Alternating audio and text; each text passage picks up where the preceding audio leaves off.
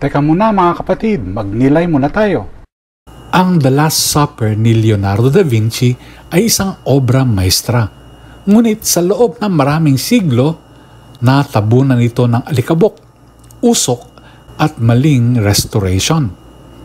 Matapos lamang ng maingat na paglilinis, muling lumitaw ang tunay nitong kagandahan. Sa Ebanghelyo ngayon, nilinis ng isang makasalanang babae ang mga paa ni Jesus ng kanyang mga luha at siya ay napatawad. Tulad ng obra ni Leonardo, natabunan man ng kasalanan ang kagandahan ng kanyang buhay, ibinalik ng biyaya ang tunay niyang kulay. Sa unang pagbasa, pinaalalahanan si Timoteo na maging huwaran sa salita, asal at pag-ibig, pananampalataya at kalinisan.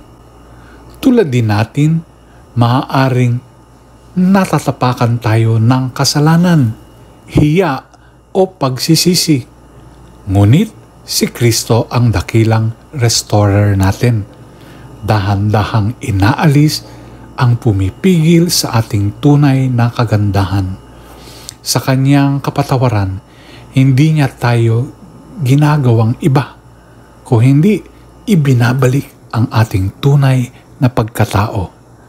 Hayaan natin siyang linisin tayo upang magliwanag muli ang kanyang obra sa ating buhay. Pagnilayan po natin ito. Amen.